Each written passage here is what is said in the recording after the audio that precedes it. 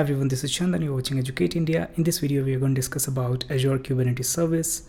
So if you're working as a DevOps engineer or platform engineer, so definitely you should be using the different type of cloud platforms. So Azure is one of the popular cloud platform nowadays. Many companies are using Azure, and Azure has a lot of different services. And today we are going to discuss about one of the very important service, that is container service, where you can run your microservices if you want to run your containers. Today we are going to discuss about the managed AKS cluster, where Azure is providing us the service where we can create the Kubernetes cluster, and we just need to create our own node pools, and we will just quickly see how can we create these clusters and how can we run our applications within the Azure portal. So there are multiple ways of creating Kubernetes cluster. One way is using the Azure portal, another way is using the Terraform, and then there are different ways using the CLI commands also we can create it. But in this video we are going to discuss about the UI, how can we just use Azure portal to create the AKS cluster, and in the upcoming video we'll discuss about the other different ways. So let's jump in and get started. So I'm inside this Azure portal, and you can see if you want to create a Kubernetes cluster, so we just need to search here Kubernetes service. We can see here currently there's no any Kubernetes service running here, so it's saying no Kubernetes services to display. So to create a Kubernetes cluster, we can use this option here that's saying that create, and once we click on this create, so we have multiple options out of which we can just click on this Kubernetes cluster. So let's click here, and once we click here, so we have to fill some of the mandatory details to create the clusters. So we have to provide some basic informations about the cluster, then the node pool information, some of the networking information, integrations if you want to do, and then monitoring components we can configure, and then some of the security things we need to configure, some advanced settings, tags, and finally we'll be creating it. So first, within this particular basic option, we can see we have to provide a subscription information. So as we know, within the Azure portal, if you're using Azure cloud, so you should definitely have a subscription to create any kind of Azure resources. So here we can see that I have selected my subscriptions. So whatever subscriptions you have, you can just select that here, and after that we need to create the resource group. So as we know, within Azure portal we should have a resource group for any resource. So generally it's a kind of logical group where you can keep different type of resources within a group, so that it's very easy to maintain in the future. If you want to maintain all different type of resources in a single group, so it's very easy to maintain that. So we have to just create a new resource group. That's kind of, we can understand, collection of different resources, a kind of logical group we can say. So here if you have existing group, so we can select that. I don't have any existing group here, so I'll simply click here create new, and then I'll just give a name as demo RSG.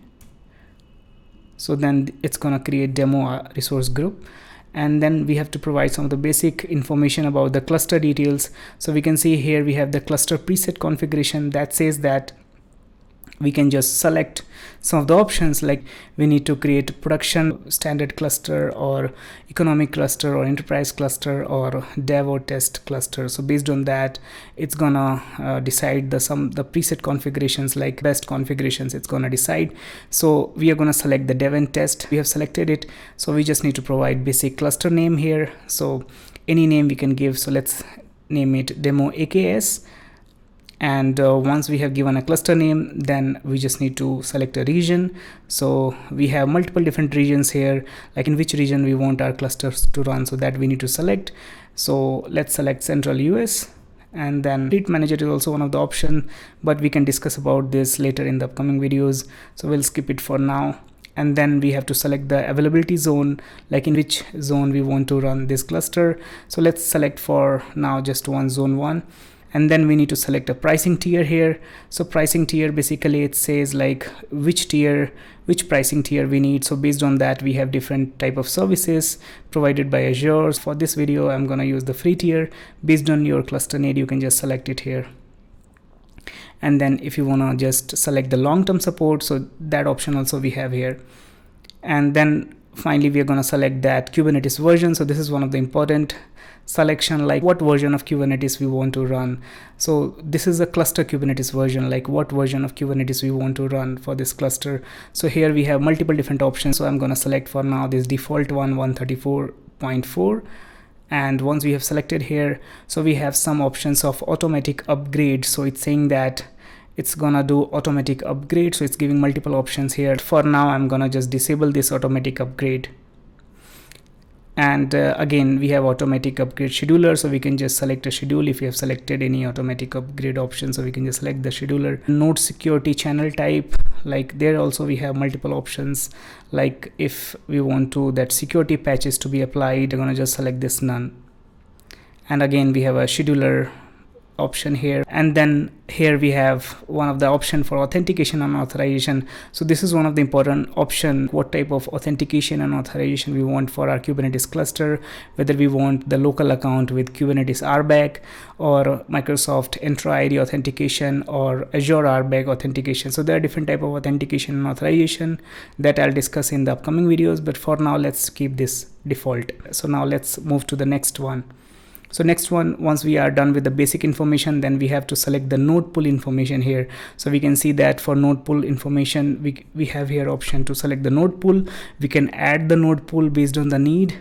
So node pool we can understand like virtual machines that we need within this Kubernetes cluster. So Kubernetes cluster, we want to run the pods or any kind of containers, so that also needs some kind of virtual machines, so that we are calling as a node. So we can just select those virtual machines, those nodes here in the node pool. So we can add multiple different node pools based on our need. So system node pool for system resources, then user node pool for our application workloads. So we can have multiple different node pools, but for this particular video I'm gonna keep only one node pool. So here we can see this is suggesting one of the agent node pool, that is system node pool, and this is the size. We have option to select the node size here. So let's go here and let's select the node size. So we can see we have multiple different options here to select that particular node pool, like what type of SKU we want to select and what is the availability zone, and then different type of node size. So we can just select a recommended size here. So let's click here, let's select this D series node, and we can just keep the zone as default, and let's keep other things as a default. So SKU is kind of Ubuntu Linux, let's keep as default. And here we have a scale method, so we can see like whether we want auto scaling to happen, like node should auto scale whenever the application needs more resources, so it should automatically auto scale. So that option we have here, or we can just select manual. So here the auto scaling won't happen, it's like manually we can just run how many nodes we want for our applications. So for now I'm gonna select this auto scale, and I'll keep this min value as 1. So minimum we will run 1 node, and maximum it can go up to the 2 nodes. So I have just updated min and max here. So let's just update this, and once we have updated, so we will just select it because we want to this node pool to be created during the cluster creation. And then there are some advanced options of node auto provisioning, and then virtual nodes, kind of serverless nodes here, and then some of the node encryption. So we'll just skip these things for now, but the important thing that we have to understand is we should have a node pool for our cluster. So let's go to the next option. Here we have the networking option. So networking option, we can understand like what are the different network configurations for our cluster. So whether we want private access, public access, so all those things can be configured here. We can enable this cluster as a private cluster, or we can just keep this cluster as a public cluster. We can just allow public access, but just authorized IP. So only the authorized IP can access our cluster. So all those configurations can be done here. So if I'll just select authorized IP, then we have to provide that IP details here again. So I'll just skip these things for now, and I'll just keep the default configuration for now. So here we have option of container networking, whether we want Azure CNI overlay and or Azure CNI node subnet. So that I'll explain in the upcoming videos, like what are the differences between these different options of container networking. And here we have the DNS name prefix. So based on the cluster name we have given, it has created a name prefix for this particular cluster.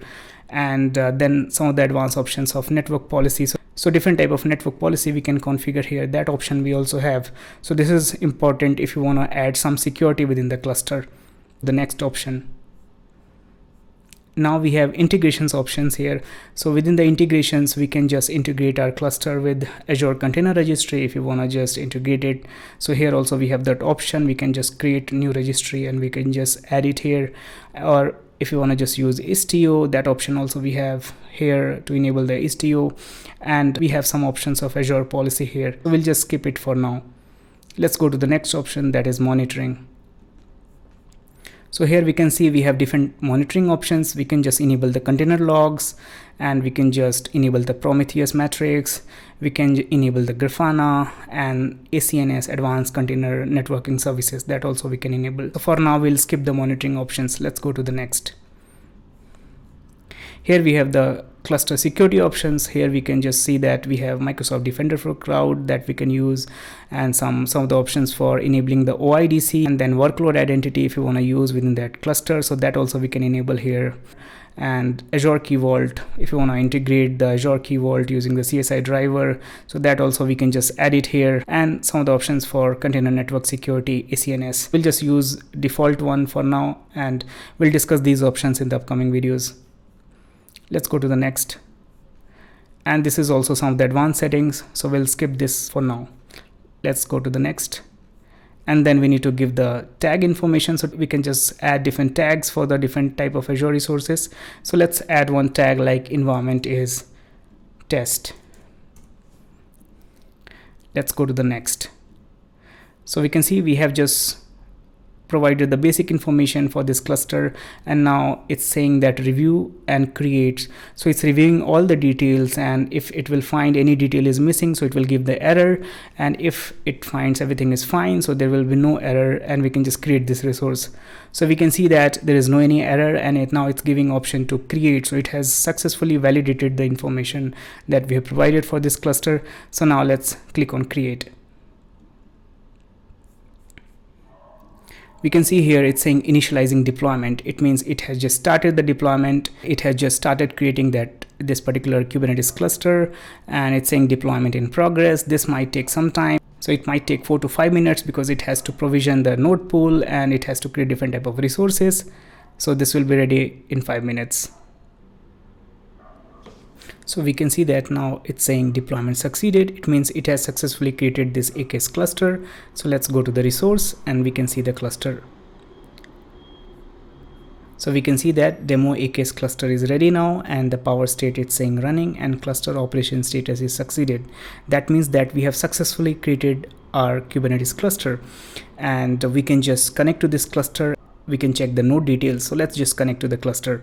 To connect to the cluster, we can click on this connect option, and it will just suggest some of the different commands that we can just run within our terminal, and we can just connect to our clusters. We just need to do AZ login, and we need to go to that subscription, and then we need to download the kubeconfig, and then we can just connect to this cluster.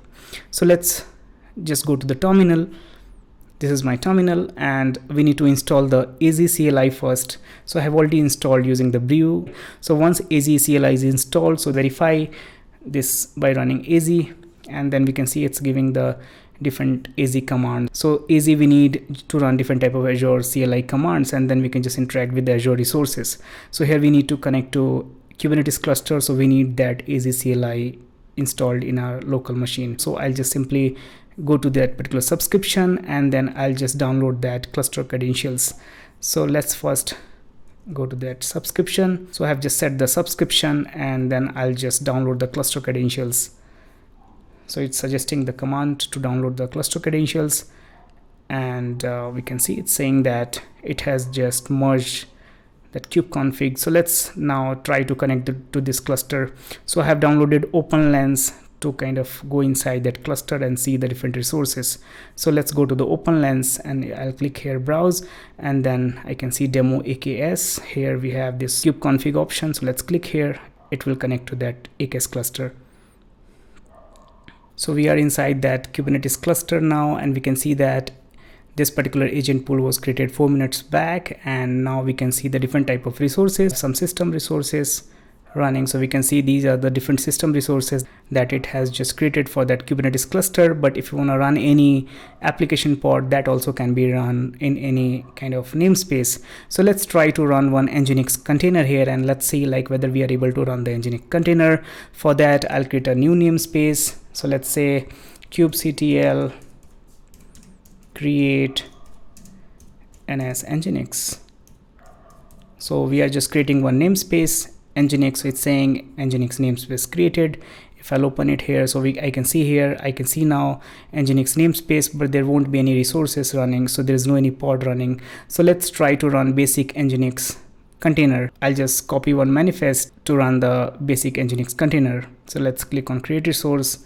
Let's copy that particular deployment, and here we can just provide a namespace information. So let's add namespace. Let's click on create. It should create NGINX pod here. So yeah, we can see here it has just started running NGINX pods here. So that means that we are able to successfully run our application. So you have any different applications, so that can be deployed to this particular AKS cluster. So in the upcoming video, we'll understand more feature of AKS cluster. How can we upgrade our AKS cluster? Also, we'll understand how can we create AKS cluster using the Terraform. That's a recommended way. So any infrastructure we want to create within Azure Portal, so it's always recommended to use infrastructure as a code, Terraform scripts. So we'll discuss about those Terraform scripts in the upcoming video. We'll also discuss about more features of AKS and Azure resources in the upcoming video. So that's it for now. Thanks for watching.